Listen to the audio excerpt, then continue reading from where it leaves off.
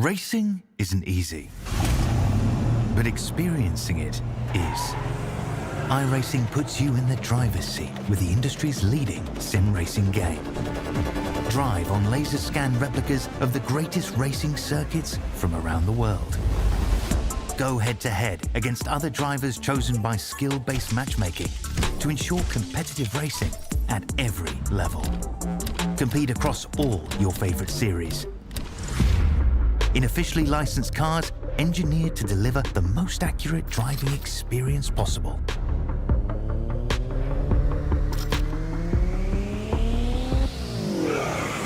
Join a race or host your own with players from across the globe. Race against the computer or in a league with friends. Feel the thrill behind the wheel. Visit iRacing.com.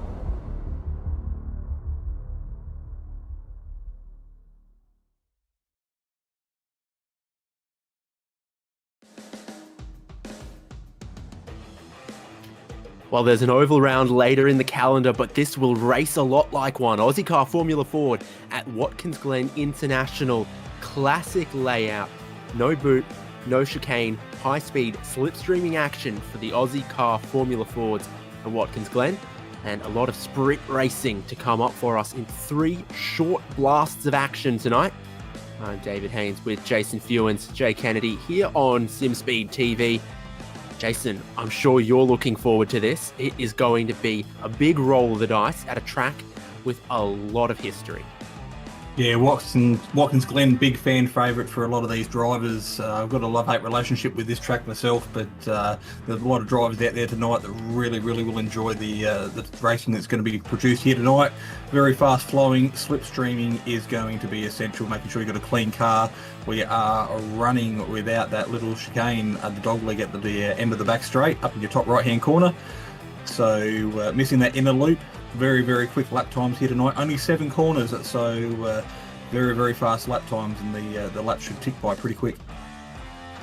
I dare say about half of your lap is going to be at full throttle just between turns 1 and turn 5 there, going flat out up through the S's, slipstreaming, changing positions, 2 wide, 3 wide. I'd put a bet on 4 wide for sure at times, and with just 3 short 7-lap races, we're going to see drivers put it all on the line pretty early, I would think. But they've got to consider the championship, and it is close. John Merritt, 298 points out front from Stuart Vaughan, 293. Then Tim Harris, Sean Doyle, James Chastanoff, Brody Shepherd, 1 point to separate 3 drivers there. And then Nathan Verney, Dennis Hancock, Adrian Duke, and Benjamin Wheeler as our top 10 at this stage of the championship. Talking about at this stage of the championship, there is 6 rounds. And so we're getting to some crunch time. These are those races. 3 7-lap races around a pretty quick circuit.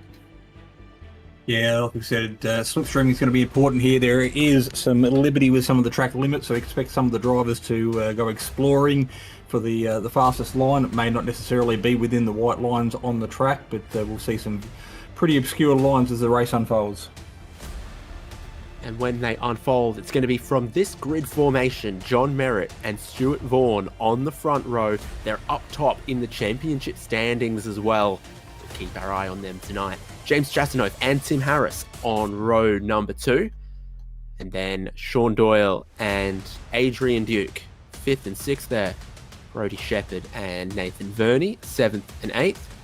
Tony Baker and Jacob Wallmeyer for the top half of the field. Got Dennis Hancock, Darren Shannon, 11th and 12th. Love that Jamaican bobsled livery. Ash Knowles and Brendan Nealon there, 13th and 14th. On them, John Snell and Leon Williams. Peter Wilkinson and Warren Henry, 17th and 18th. Then Vic Bent Veltzen, not a name we've seen in Ozicar lately, but he's back. Great to see there in 19th, alongside Ira Felberg, 20th, Peter Bowling in 21st. Feels like when we get underway here at Watkins Glen, might be here 1 lap, get the tyres in, laps 2 through to 7, elbows out, trying to muscle your way to the front of the pack, and it will be pack racing in these Formula Fords. Yeah, Barney's going to keep himself busy. The 7 laps are going to fly by very, very quickly here this evening. So as we wait for the lights to get ready to go green, you can hear the engines in the background revving as the drivers anticipate a start. Very, very crucial to get a good run down into turn number 1, because if you get a bad run out of there, that's going to affect you up the hill, right down to turn number 5. So play it smart tonight, and a lot of these drivers should hopefully see the checkered flag come the end of the race. Turn 1's tough in these cars with no downforce on a Formula Ford. The track drops away a little bit. The curbing's pretty aggressive there. Your run off turn 1, absolutely critical. But you can so easily spin one of these cars. They drive like a go-kart with a very short wheelbase, and we are away with the green flag waving. Your pole sitter, John Merritt, will have the inside to turn 1. Everyone's tyres are cold. There's our 4 wide. Tick that one off the box in the first 10 seconds. And they have to file their way safely as they can through turn number 1 to then keep absolutely flat chat up through these S's. Yeah, a couple of them going too wide, very, very wide. One of the locked-on cars in the background, but Adrian Duke getting a pretty good run. Very easy to hit that wall on the right-hand side as you make your way up to the crest of the hill, but I think everybody's made their way relatively through unscathed. 3 wide as they make their way down the straight for the first time at the top of the hill. It's Chastanoff at Merritt and Vaughan at 1, 2, 3. Chastanoff finds himself on the outside. Has he got the kahunas to hold it? We'll find out shortly.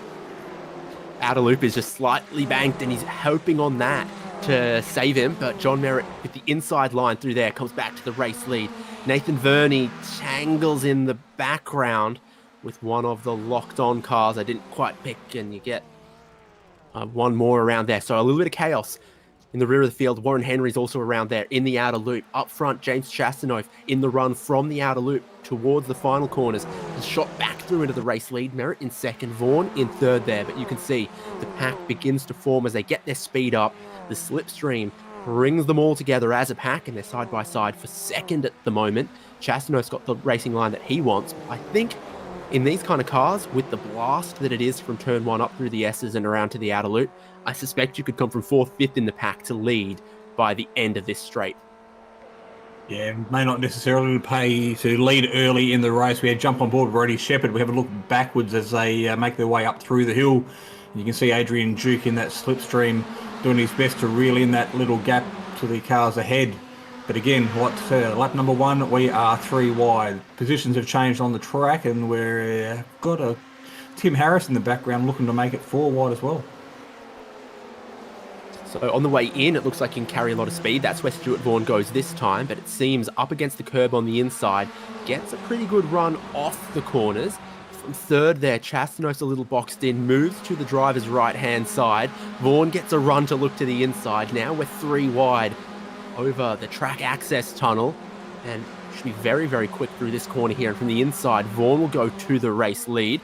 And then you see them still side by side there, but Chastanoff squeaks through into second. They go single file through the final corner, and it's looking like a 10-car group at the moment as we ride with that 10th place driver, Dennis Hancock. He's on some very illustrious coattails right here. Yeah, he's probably got the best seat in the house with everything that's unfolding in front of him. We've got a car just exiting the pits there. Looks like the leading group will make their way through before that car rejoins the track. But we look over the shoulder of Tony Baker here at the moment, currently sitting in P9. He's the fastest lap holder of the race so far. And would you believe we're on lap 3 of 7? We're nearly at the halfway point of race number 1 already. The laps fly by. The distance is reasonable. The average speed's just about the highest we'll ever see. John Merritt comes across to the lead, then comes across to the driver's right-hand side to block out Sean Doyle. He says, "See you later, alligator." And he holds this inside line in the outer loop that he likes so much. Vaughan, the car width up high, he seems to like that line and used it to good effect. But Tim Harris also up into 4th, so Chastity getting boxed out a little bit at the moment, going back into 5th. Wheels touch just a little bit and everyone gets away with it, but that's such a risk in these cars. The tyres are so exposed. Yeah, top 8 on your screen at the moment, separated by just over half a second, so it really is elbows out. In the wall. Yeah, running wide there. Looks like a little bit of damage, lost a lot of speed, but managing to continue on. But he's just taking himself out of this little battle here as they cross their line to complete lap number 3, start lap number 4. Stuart Vaughan into turn number 1. Tucks in nice and tight, grabs the apex of the corner and uses the camber there to pull himself around to get that crucial run up the hill. Going to have a look here at what happens for Brody Shepherd. Bit of a checkup as they go into the final corner and the field goes single file, and that sees him make a tiny bit of contact with the car in front and with the wall. This is back on the live pictures again. They're always swapping, chopping and changing down the back straight towards the outer loop. It's 3 wide for the moment. Sean Doyle's got his snout in front. Chastanov's come back from 5th to take a big sweeping line around the outside here. Seems to work on the way in. The banking drops away on the exit and they seem to lose momentum from there. But again, you position yourself with a good slipstream and just about anything can happen. Vaughan's moving about a little bit from 3rd there, looking to get back down the middle and get his nose in front for the lead. Yeah, everybody desperate to be leading this one here. You don't really want to be running 2 or 3 wide any more than you have to, particularly this early stage of the race, because the top 8 for race number 1 will be inverted for race number 2. So we'll jump on board a replay here at the moment. Looks like we're on board with Vic Van Beltsen, one of the locked-on lads, making his way across the line. 5 wide as they make their way down into turn number 1. There is a lot to play for here early on. Takes the white line. A little bit of contact there by one of the Tuning Pulse Toyota Echuca cars. But I think they've managed to continue on without too much drama. 5 wide, of course. If there's one thing we know about America, it's that one more lane will fix everything. And they've got 3 working at the moment up front, and that seems to make a little bit of a roadblock. So it's 3 wide, 2 deep, and just hanging off the back of the pack there, Tony Baker and Dennis Hancock waiting for some opportunity if it arises. Vaughan very punchy in that middle lane of the track you see around the outside, not finding any grip. Sean Doyle drops back a little bit in the green and gold. Vaughan in blue and red is going to get himself to the lead here, but you can get boxed in so easily and have your options taken away from you with a driver to the left, driver to the right, stuck in the middle there. Yeah, a couple of the drivers just using some extended bits of track there on the run-off of the second to last corner, but they can make their way single file through the final corner again to complete lap number 5. 2 to go this time by as they cross the line. They really need to start thinking about where they're going to position themselves for the final lap when the white flag drops. Yeah, just 2 more laps to go of this, the shortest possible configuration of Watkins Glen. It is 4 kilometers though, so that definitely puts it bigger than Oran Park, many others, but our average speeds are absolutely massive around here. They're in those higher gears, they're in the slipstream the whole way around. Stuart Vaughan has to make some big decisions as he leads the field onto the back straight. That was Jacob Wallmeyer, I think, considering 4 wide. It didn't work out. John Merritt's gone back through to the race lead. He's got the preferred line through the outer loop here. Chastanov losing just a tiny bit of ground on the outside, but Wallmeyer suddenly a name on our tongue as he's inside of the top 4, but Adrian Duke has a hard lick on the exit and he takes Dennis Hancock with him.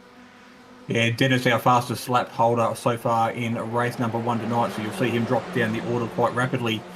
It was a little battle of 8 or 9 cars in the lead. We are back to about 7 here at the moment with white flag about to drop, so things are about to get interesting in a real quick hurry. You can see the next group of cars just coming around in the background as well, so there's not only a battle for the top 8, there's a battle a little bit further back in the field as well. Looking at the coffee and cream car of Adrian Duke, and does Doyle just come across a little bit on him and help him with that? Does seem like that's what happened. On the final lap, a little bit of shade comes across the racetrack, but it's heating up. Let me tell you that. Stuart Vaughan leading them onto the back straight, not necessarily where you want to be on the final lap here, because it gives John Merritt his choice to pick and choose to try to take the lead away. 3rd and 4th, a little bit further back as they battle through turn number 1. That's Wallmeyer and Chastanov. And remember, we get a top 8 invert after all of this. Ash Knowles has snuck into that 8th place at the moment, and there's a fight back there for what's going to be race 2 pole. John Merritt leads them out of the outer loop, but Vaughan has been a master of passing between here and the final corners, and that's what he's trying to set up. Merritt's not going to give him the inside, but a very fast left-hander into a tighter right-hander. You can come around the outside, and that's what Vaughan's going to try. Up high in the penultimate corner, trying to carry his speed, using all the track, and then some, and they touch, and the championship leaders collide, and they both go into the Armco, out of the final corner. It's a big check-up from Wallmeyer. Chastanov gets a run at him. Tim Harris pulls out, and it's 3 wide across the checkered flag. And you tell me Jacob Warmeyer takes it by 35 thousandths of a second. Well, I don't know how to unravel that. That's not what we're expecting, but I'm sure that those guys sitting third, fourth, and fifth halfway around that last lap really weren't expecting a podium. Stuart Vaughan, they're still trying to get the car going to get across the line. It's looking pretty limp and crooked. So he's going to have a lot of trouble to try and get this one across the line. Nathan Verney's still out there racing. Ira Felberg also making his way around the last corner for the final time. And you can just see Stuart Vaughan doing everything in his power to try and get that car across that checkered flag to score a final result. See if it'll go over in reverse gear. That's my only tip in that case. But you can see a couple of these cars that had to pit for damage after some of the earlier incidents in the race. They're coming around and taking that checkered flag, taking spots away from Stuart Vaughan, which is points, and it's also put him outside of the top 8 for the grid in race number 2. And here comes Dennis Hancock, Warren Henry, some others, Adrian Duke, Leon Williams there. Sheepy, an Aussie car race winner in categories gone by. As the sun comes back out. Absolutely. Unpredictable weather here in the Finger Lakes in New York, but we'll quickly look at those results of race number 1. Jacob Warmeyer did get it from James Chastanoff and Tim Harris, all within a tenth of a second as they crossed the line 3 wide. I reckon we can count on a little bit more of that happening in races 2 and 3. Doyle and Baker 4th and 5th there, and then John Merritt did manage to come across the line in 6th ahead of Ash Knowles, Peter Wilkins and Brody Shepherd, Vic Bent Felton completing the top 10. Remember that top 8 inverts onto the grid of this race number 2. Again, 7 laps. But what it means is that your pole sitter this time around, Peter Wilkinson, sharing the front row with Ash Knowles. It's John Merritt. He's starting 3rd. His main championship rival will be starting 19th in this one. The green flag's about to wave on race number 2. They're revving the engines. Peter Wilkinson from pole position waits for the green flag. They hold the field a little while. He lights up the rear tires, doesn't step away from the grid quite how he would like, and it's from 3rd place there. John Merritt gets an amazing start, and he's immediately challenging for 2nd, immediately challenging for the win. Yeah, 3 wide already as they make the way up through the exit of turn number 1. They're going to have to sort themselves out back at least single file by the time they get to the top of the hill. And it looks like our pole sitter dropping back to 3rd place. We'll get a good slipstream as they make their way down the top straight for the first time here on lap number 1. But looking in his mirrors, there will be a gaggle of cars just looking to jump at any opportunity. Sun's back out. The track is a very, very toasty 50 degrees Celsius. Don't go walking your dogs barefoot in these conditions. But John Merritt from 3rd on the grid has to squeeze back down, and there's contact in the cars behind him. Doyle's off there. Looks like Chastanoff and Ash Knowles are out there in the runoff of the outer loop. Things got very, very condensed for the 2nd place behind the leader as John Merritt went through to the lead. See Tim Harris come up into 2nd. See Tony Baker there challenging Jacob Warmeyer for 3rd. And then Brody Shepherd, James Chastanoff, Nathan Verney, Vic Bent Veltzen. Stuart Vaughan's worked his way up to 11th, so he's still in this and he's still running. The thing is, you've got to be in touch with the leading pack. The blue and red is a little bit further back there, and your leaders are trying to make a breakaway as it's 3 wide for 3rd. Yeah, our pole sitter P-Dog there getting caught up on the outside into that little incident there at the top of the hill. So unfortunately contact with the cars in front, he had nowhere to go, but he'll enjoy this time in the sunshine while it was lasted up the front pointy end of the field. But back at the pointy end, it is John Merritt at the moment with Tim Harris. We'll have a look at this replay, and this will tell us exactly how everything unfolded. So Doyle is alligator meat in the sandwich there. And yeah, it was I correct with who he was alongside in the locked-on car? Yeah, I think Ash Knowles. It starts with Knowles and Doyle, and I didn't catch a whole lot of it. Oh, and this is another example of it. It's Tony Baker skittles a couple. And there was contact between multiple cars. There's damage there for Tony Baker, for Brody Shepherd, for others at the outer loop. Look at the spread that they already have up front here. Tim Harris has slingshotted past John Merritt into the race lead. They've got a 2.5 seconds to Jacob Warmeyer in 3rd. A little bit of extra time there. Back to Stuart Vaughan, who's leading the group in 4th. We'll take a look here. So Baker in red and yellow is on the inside, and it cleared just just pushes out wide there, unfortunately, I think. Not down against the apex curb that's coloured the same as his car.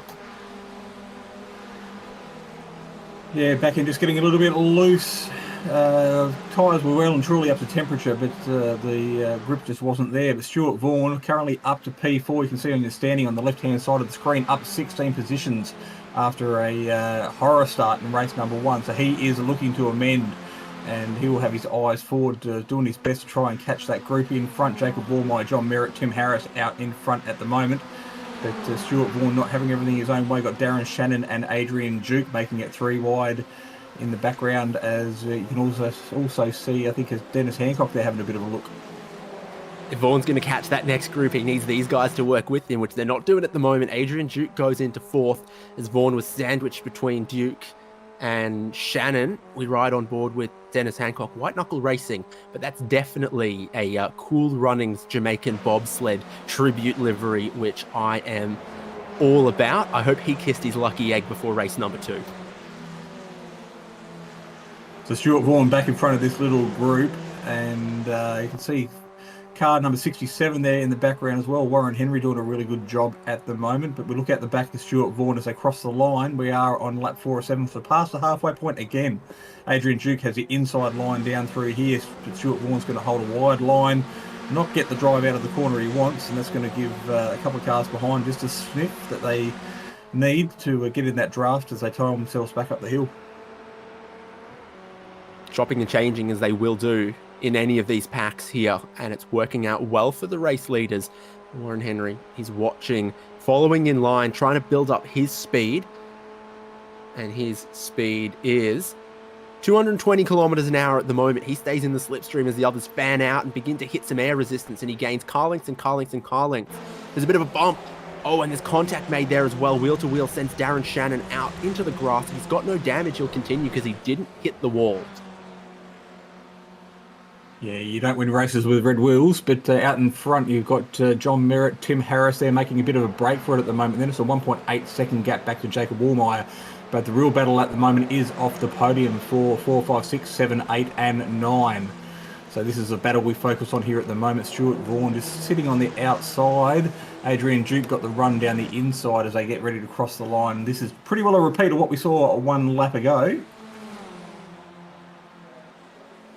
There's your picture as their 3 wide. Duke backs out of it on the inside here to see James Chastanoff go through to the lead of the group with Stuart Vaughan just behind. They're losing time to 3rd. It's a bit more contact in the back of picture in turn number 1 as well. It's been a messy race too. Darren Shannon picks his way through. Vic Bent-Veltzen, Brendan Nealon and Peter Bowling. Not Go Bowling, Peter Bowling back there. And this is for the race lead here. Changing between Tim Harris and John Merritt. Happy to work together so far to pull away from the rest, make it a 2-horse race. At some point, one of them is going to want to win this one. Yeah, it's a pretty safe bet for these guys because obviously running 2 cars side by side is a lot safer than running 3 by 2 as we saw earlier in race number 1. But Adrian Duke getting a pretty good run out of the bottom loop. James Chastanoff tucked under his stream but nowhere to go. Stuart Vaughan holds the outside line. And then we've got Dennis Hancock sitting behind as well, rubbing his hands together, waiting for an opportunity. Cars drift wide on the exit. Hancock just having to check up a little bit under brakes, just as the cars get themselves back into single file. With Stuart Vaughan crossing the line, he's going to lead this one across with 2 laps to go. Indeed, 2 to go. And this group in 4th, a second a lap slower than 1st, 2nd and 3rd were the last time around. It's because of stuff like this, going side by side through turn number 1, going side by side through the outer loop. They're battling for 4th now. They've got no hope of catching 3rd without an incident. Jacob Wallmeyer in 3rd there, struggling to just keep up with the leaders just out of the slipstream. And they are leapfrogging, trying to stay away from him for the moment. This looks like Vaughan's going to go all the way to the back of this group. Duke to driver's right has James Chastanoff just sitting in behind. Dennis Hancock just sitting in behind that. They remain very civilized, trying to just hold the inside line here and keep Vaughan up high, but he's so good at carrying the speed on that alternative line. Yeah, you can just see in the display on your left-hand side. Tony Baker dropping down the order as well. He's had a contact with the inside wall down at turn number 5. But 3 wide back here off the podium. Stuart Vaughan, Adrian Duke, James Chastonoff. We've got Dennis Hancock and Warren Henry's joined the party as well. So 5 battling here for the final position outside of the top 3.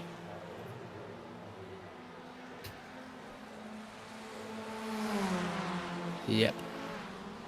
Just starting that final lap of the race. John Merritt and Tim Harris are going to have to decide who becomes race 2 winner. Jacob Wallmeyer looks pretty locked into 3rd and behind.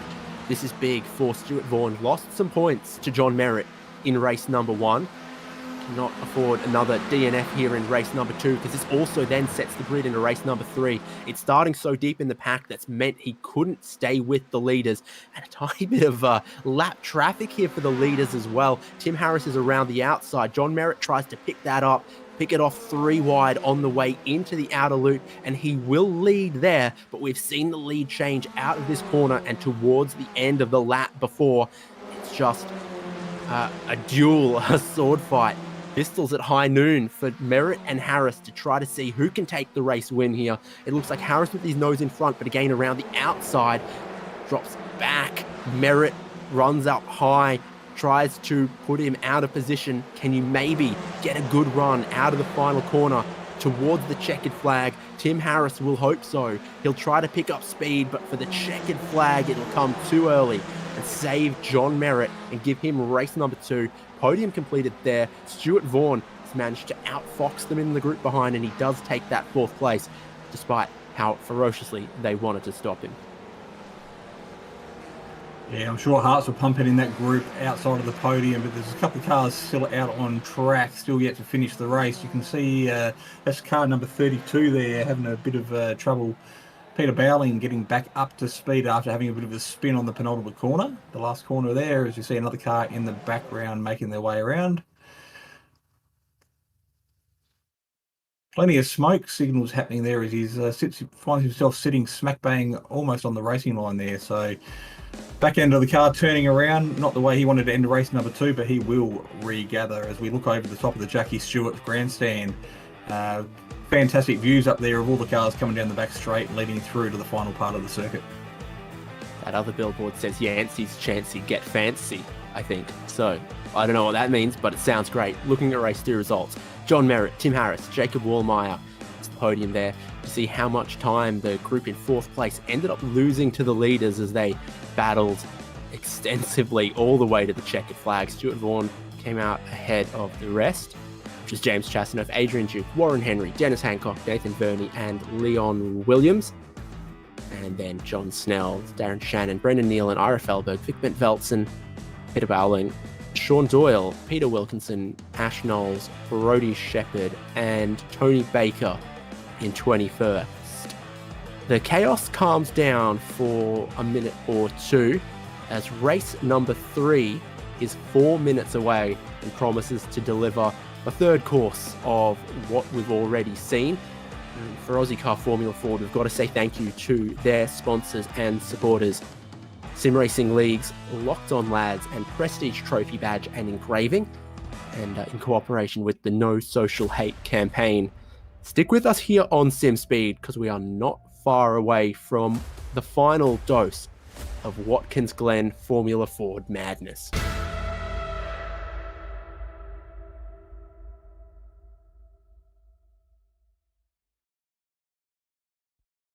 Racing isn't easy, but experiencing it is.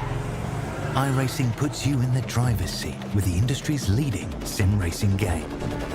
Drive on laser scan replicas of the greatest racing circuits from around the world. Go head-to-head against other drivers chosen by skill-based matchmaking to ensure competitive racing at every level. Compete across all your favorite series. In officially licensed cars, engineered to deliver the most accurate driving experience possible.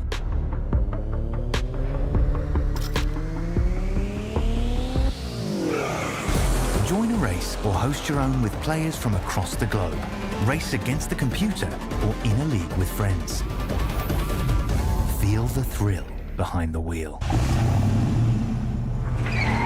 Visit iRacing.com.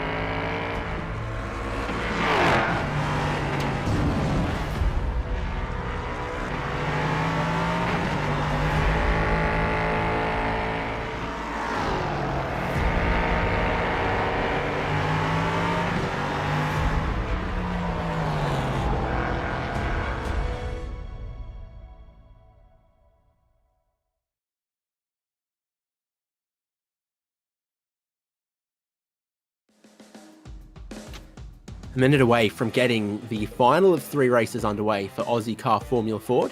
Season 2, Round 4. I reckon we could have another look at the calendar, mayhaps, because we're on a bit of an American trip for Season 2 of Ozicar Formula Ford after Round 1 took us to predominantly Australian circuits, of which there are more on iRacing than there used to be. Very, very excited to have places like Sandown on the sim of late. So here we find ourselves at round 4. Things get a bit interesting in 2 weeks' time. I think that Watkins Glen date is written wrong actually on this graphic. At USA Speedway, we have ourselves an oval round up next, which will be interesting. Not something I've seen in the Formula Fords before, but something that got done in the Skip Barber cars commonly and was always of some level of entertainment and making its way to iRacing top 10s. Lime Rock Park to bring us home. Kind of a right turning oval if you think about it that way. It'll be very, very interesting to see who can come away with Season 2's championship. And I think we had a defining moment at the end of race number 1 there. Yeah, we had one of our championship contenders lose a heap of points and a heap of positions, but he did manage to fight back into race number 2 to consolidate a pretty strong finish considering how race number 1 went on his behalf. So the feature race now, this is where everybody will be fighting for the chocolates. John Merritt and Tim Harris will be on the front row, the all-important front row into turn number 1. That'll be followed by Jacob Warmeyer and Stuart Vaughan off at row number 2 with James Chastanoff and Adrian Duke duking it out off the 3rd row. Warren Henry, really good result for him in race number 2. He'll start off at row number 4 with Dennis Hancock to his right, Nathan Verney, Leon Williams, John Snell and Darren Shannon. As the revs rise and the lights are about to go green, Barney gets that arm warmed up and they are off. Big puff of smoke from a lot of the drivers, but out in front, the Toyota Echuca Pulse Tuning Formula Ford of John Merritt makes his way down into turn number 1 and tucked in right behind underneath his gearbox, Tim Harris. Off the front Smooth row. up front. Can the same be said about a couple of the rows behind? Sean Doyle picking off 3 spots already. Tony Baker, who started all the way at the back, he had a lightning start and picked off 5. Not so good that he has a black flag though. He's cleared a race on, no jump start there, and the tyres have to be warmed up again for the 3rd time of asking. Track's still very, very toasty though, and Tim Harris, Stuart Vaughan shoot past John Merritt. Stuart Vaughan goes all the way to the race lead. Those positions gained in race number 2, getting him onto the 2nd row for race number 3 and getting him right back in contention. He goes around the outside of the outer loop to put himself ahead of his main title rival, John Merritt, who now sits in 2nd. Behind them, Harris, Chastanoff, and Duke. All of it, though, to change as they get up to racing speed. Yeah, lots of drivers at the moment behaving themselves after some chaos on the opening laps in race number 2. Absolutely cracking camera angle here. As you can see, the cars barreling down towards the final corner. Heavy into that braking zone before they switch right and make their way down onto the straight to complete lap number 1. It's too wide, a couple of sections along the straight there, mainly as they fan their way through to complete lap number 1, single file at the back of the field. Dennis Hancock gets into turn one very, very tight, locks up the front tyres, nearly caused an incident there, but just gets away with it, drops back a couple of spots. He gets swallowed up by the likes of Leon Williams and Sean Doyle. We're riding on board with 7th place Warren Henry. That's where he started on the grid, and he's got a great view of them getting a little more feisty in front of him. The top 6 all within a car's length of each other. He's picking and choosing his lane, trying to stay with them. Chaos in the S's though, for outside of the top 10. On his lid is Peter Bowling. Roll hoop, of course, in an open top car like this. As the leaders race on, this is what happened. Looking at it from Peter Bowling's perspective, it all kicked off in front of him and rolls backwards into his path and turns him into a spinning top. Yeah, Peter Bowling there doing everything other than pointing the shiny side up as the leaders out the front of the field make their way around to complete lap number 2 already in the feature race here tonight. 7 laps again for the feature race. But the Ozicar.net replay just shows how that all unfolded in the first place. One of the left cars there. Offline, gets a slapper on, hits John Snell, I think, who then out of control, rolls back, takes out Peter Bowling. Back on the live pictures now here because it is Ferocious again up with the race lead. Sean Doyle in 11th catches the leading pack and in doing so sets the fastest lap of the race to this point. And you can see the top 2 fan out side by side, John Merritt and Stuart Vaughan, 1st and 2nd in the championship. 1st and 2nd into the wall on the final lap of race number 1. Now back to the fight. Yeah, 2 championship leaders are taking up or picking up where they left off at the end of race number 1. They've found their way to be following each other on the track yet again. So, but looking in their mirrors, you can see Wallmeyer there darting around looking for an opportunity to try and get a really good run out of this second to last corner. Chastanoff using the track and then some. Got to be careful on that re-entry as he ducks down the inside of Stuart Vaughan. But Stuart Vaughan managed to hold the mid-corner speed and get the good drive out of the final corner.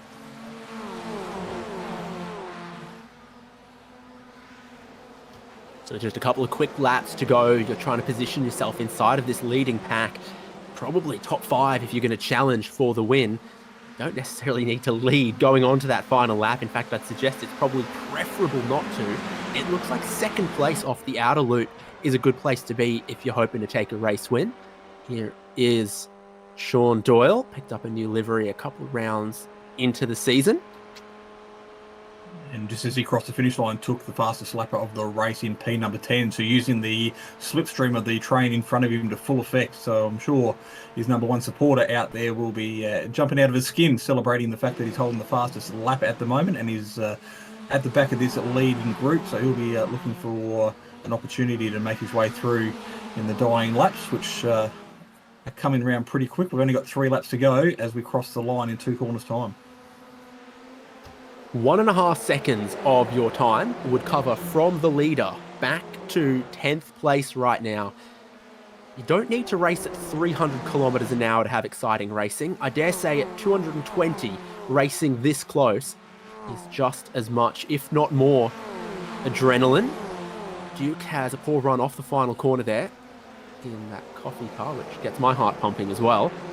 But he was going to drop behind Dennis Hancock through turn 1, try to cut back. And they're side by side just in front of Sean Doyle. An alligator can grow up to 3,000 teeth in its lifetime, and Sean Doyle wants to take a bite out of this race. Yeah, David Howe, bit of contact there. Adrian Duke in the wall. He has a tank slapper and comes across and looks like he takes out that Warren Henry there. Doing a really good job just outside the top 10 as his race comes to an abrupt end. And it looks like Tony Baker maybe even. Yeah, he gets tagged in the aftermath of all of that. It's down to just 8 cars in the lead lap with 2.5 to go. John Merritt with his nose in front. Wallmeyer's come up into 2nd in the predominantly blue car. Really looks like Scotty Max, I think, Gallagher car, but he's around the outside of the penultimate corner to take the inside and lead this race out the final corner with 2 laps to go. There is John Merritt sniffing around. Stuart Vaughan gets to pick and choose which slipstream he wants to take, and he might go from one lane to the next. Harris and Chastanoff are side by side just behind that. 2 laps to go. John Merritt goes back to the race lead out of turn 1. Yeah, and John Merritt, they're getting a real good run out of the last corner, and importantly, was able to pull alongside and take the lead before the possibly final start-finish line there. So that just might be a little bit of handy information he can keep up his sleeve in case he finds himself out of position on the final lap. Lap traffic coming ahead too. This is car number 23, John Snell, in the foreground, so I'm sure he'll do his best to get out of the way and let these leaders battle it out. In the background, they were 4 wide as they tried to approach him. If I'm John Snell, I park in the runoff, to be honest. I don't want none of this. That's what he's going to do. Oh, he sees trouble and he knows what trouble looks like, and he wants none of it because they're too wide for the race lead. Coming towards the white flag. Make it 3 as Jacob Wallmeyer takes a run. He's pinched tight to the inside though, which checks up his momentum, checks up the momentum of James Chastanoff, who was in the middle lane, and Stuart Vaughan sweeps around the outside of them into the race lead, and critically, as a couple cars between himself and John Merritt, as we start the final lap, Wallmeyer and Chastanoff, wheels interlinked, no wings, no side pods to protect him. The wheels are so exposed on these cars, and a couple tenths of a second lead for Stuart Vaughan as he takes his preferred line out of turn number 1 in the final lap of the final race from Watkins Glen, and it will be a blast up through the S's and to battle every remaining corner to see who can take the win. Jacob Wallmeyer there, right on that rear gearbox of Chastanoff as they make their way up the top of the hill. But also in this battle, John Merritt, he is not going to be happy with a position outside the top 3 on the podium. So you can see Stuart Vaughan taking the defensive line into this right-hand sweeper at the end of the back straight. They're 4 wide, and this doesn't look like it's going to end well. Jacob Wallmeyer by name, Wall by nature. He tries to rejoin the race. It's a bit sketchy, but up front, Stuart Vaughan back to the lead. Sean Doyle started this race 17th. He runs side by side with the leaders. Tim Harris chopping and changing lanes behind as they enter the penultimate corner. Will it be the run off the final corner to the checkered flag once again? Vaughan looking to take a win at Watkins Glen. Doyle on his gearbox, carrying speed off the final corner. Doesn't seem like the racing and the line comes up in time as Vaughan, Doyle and Harris are the podium in the final race. John Merritt in 4th, bags a couple of important points, and in the wall is Brendan Nealon. Yes, another car finding the wall in the Wario helmet scheme just there on the last corner, but all the action was happening up the front. There was any one of about 5 cars that could have took that win, but Stuart Vaughan there earning the right to step on the top step of the podium here tonight. But I'm sure the bloke in P2, Sean Doyle, will be smiling with a grin from ear to ear underneath that virtual helmet of his.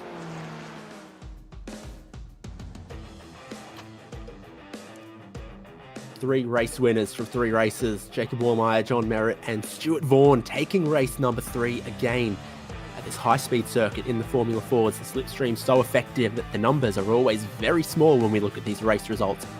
Just 1 second to cover your top 4 there from Vaughan, Doyle, Tim Harris, John Merritt, and then Dennis Hancock, Nathan Verney, Brodie Shepherd, Jacob Wallmeyer, Leon Williams. James Chastanoff is 10th in this final outing at Watkins Glen. Darren Shannon, Peter Wilkinson, Vic Bent Veltzen, Brennan Nealon, Ash Knowles, and Warren Henry was the last car on the lead lap. Peter Bowling, R.F. Alberg, Adrian Duke, Tony Baker, and John Snell. The 21 cars from race number 3. Gave us everything, gave us 21 laps of blink and you'll miss it action. And hopefully some of our race winners are going to come by and chat with us, Jason. Yeah, you can see a couple of them making their way up the steps into the commentary box here at the moment, and we might drag Timmy Harris into the commentary box. We'll start having a chat with him after a feature race there. I'm sure he will be very happy with the result that after a couple of weeks of misfortune earlier in the season. Timmy, welcome to Simspeed commentary after 3 sprint races here tonight, earning yourself the 3rd step on the podium. I'm sure you'll be pleased with that result. Yeah, it was a lot of fun. Obviously, there's probably 5 or 6 guys that could have been up here had the cards fallen literally the right way. But no, it worked out quite good for me, so I was quite happy with that. Probably a bit unlucky for John there. But yeah, wow, it was taking a second to process all that because there's a bit going on there, wasn't there? So from the moment you wheeled your little Formula Ford out of the truck, it looked like you had good speed here at this circuit, the fast-flowing Watkins Glen Classic layout. Obviously working well with your driving style, managing good mid-corner speed, critical to do a good lap time around here. Yeah, look, it's really basic from the driving point of view to get pace, but I guess as you get a bit older, you get a bit more patience, which is probably what played to my favour tonight, because yeah, you saw there was a bit of impatience there, and there's a couple of cars, I guess, minus in wheels, wasn't there? Yeah, well, race number 1, you had a pretty good result, but you really shone in race number 2. That's where you really sort of stamped your authority on the round here tonight, making a bit of a break with John Merritt. So really good result there with the two of you working together to pull a bit of a gap on third. That's probably one of the biggest gaps we've seen with the leading group for the whole night. Yeah, well, I've luckily done a lot of racing with John, so yeah, he knows what the score is. So for us too, it was just about maintaining, I think, the gap and the safety that we had in the gap, knowing that we weren't going to do anything too silly to each other. So that worked out quite well, and likewise, I think probably a bit of biding our time in that final race, but yeah, obviously just didn't work out for everyone. So unfortunately, Johnny wasn't up here on the top step, or my teammate Chastity, actually, for that matter. But hey, that's racing, and I think with the next 2 tracks on the calendar to round out the season, we're probably going to have much of the same, I'd say. So yeah, looking forward to those 2. So before we let you go tonight, just congratulations on a third, a second and a third. So overall, I reckon a pretty good points haul considering some of the results around you for the championship tonight. But our next round, we're off to an oval. Again, a very fast-flowing circuit. No doubt there'll be a lot of slipstreaming and a lot of close racing there. So are you a fan of oval racing? I think I've done like one oval race in Ozicar Skip Barber before. So yeah, I'm a fan. That was definitely one good race that I've done on an oval. So yeah, I'm pretty experienced in that department. So look out. All right, mate, before we let you go, do you want to do a shout out to sponsors, supporters, friends, family, anyone you can throw a shout out to? Firstly, just a big shout out to Sean's mum, Donna. So I know she tunes into all the streams. So thanks for being our #1 supporter here. And Whitey's Kitchens. Beautiful there. All right, fantastic to see you and actually have a talk to you tonight there, mate. And hopefully, fingers crossed, to put in a good performance. We'll see you in a fortnight's time. Thanks, mate. Catch you soon. I'm also not above shameless fan service. Shout out to Donna Doyle, one of our most loyal viewers, no doubt. And I guess the fan service continues. We'll grab Sean Doyle, 4th, 17th, and a 2nd. Big run through the field in that final race. That final race was unbelievable. I said to my spotter, I said, you know, watch this. I'm going to at least come top 5. I've done the whole race then with not one incident point. Do you know the difference between an alligator and a crocodile? I don't know. But anyway, that alligator, the see you later crocodile delivery worked.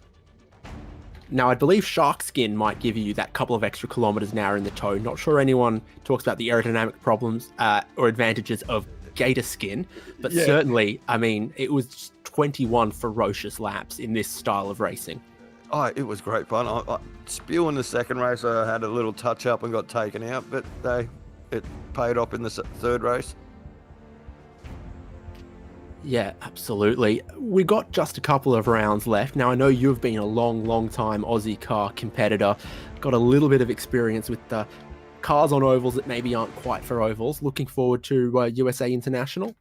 Yeah, put these on an oval. I love it. If it's just going to be like this, draft. So it's going to be fun.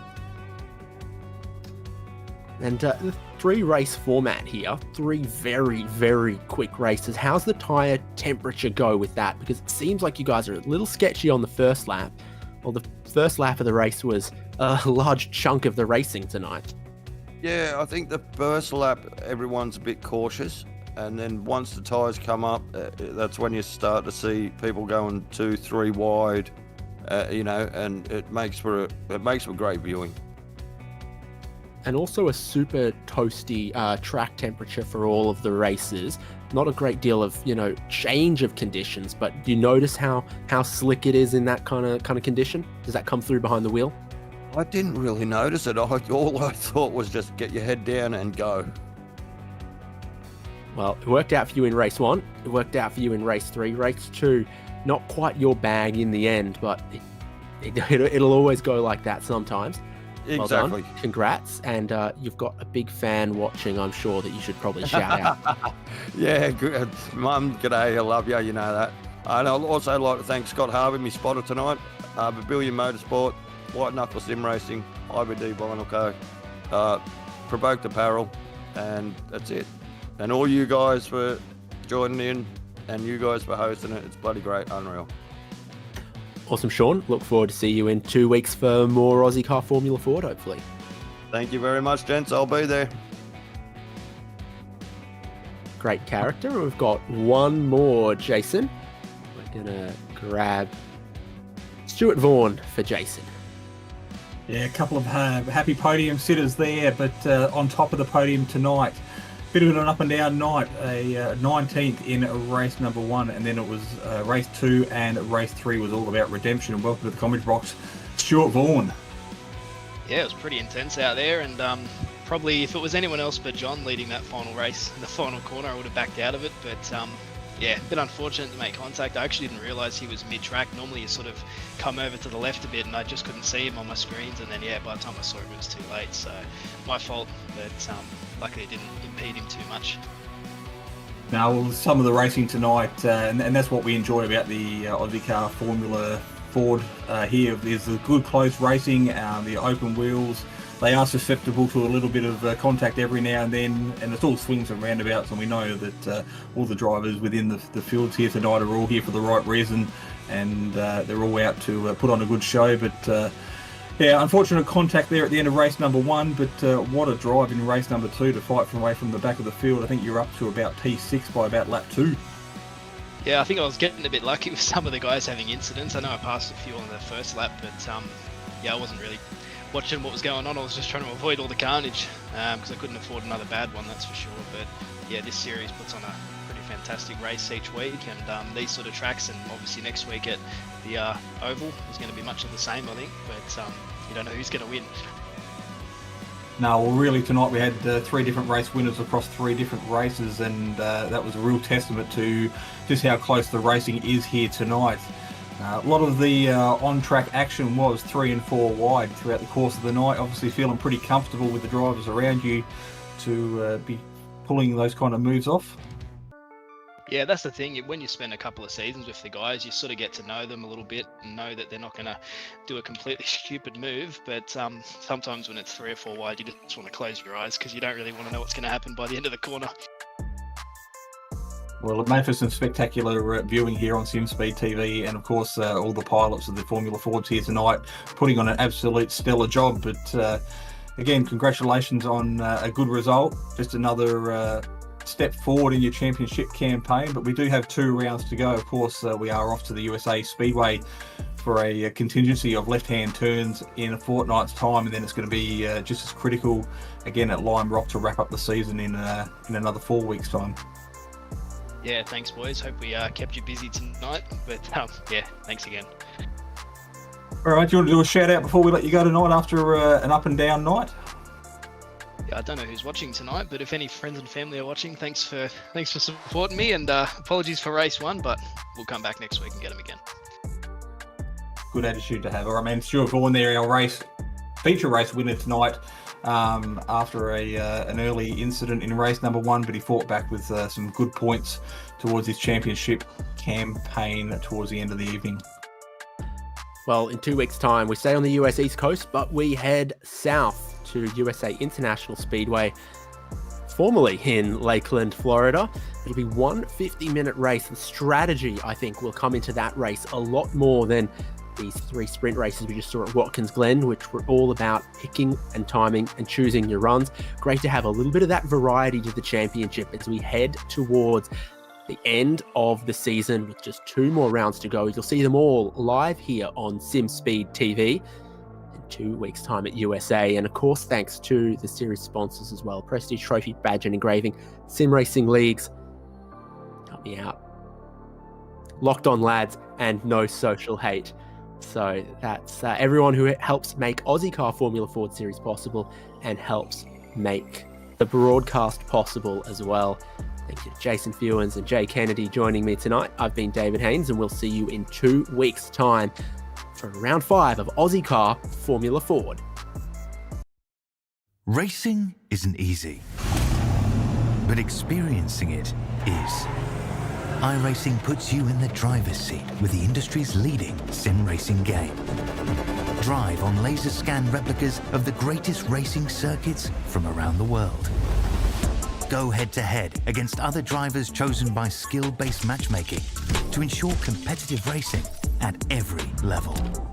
Compete across all your favorite series. In officially licensed cars, engineered to deliver the most accurate driving experience possible.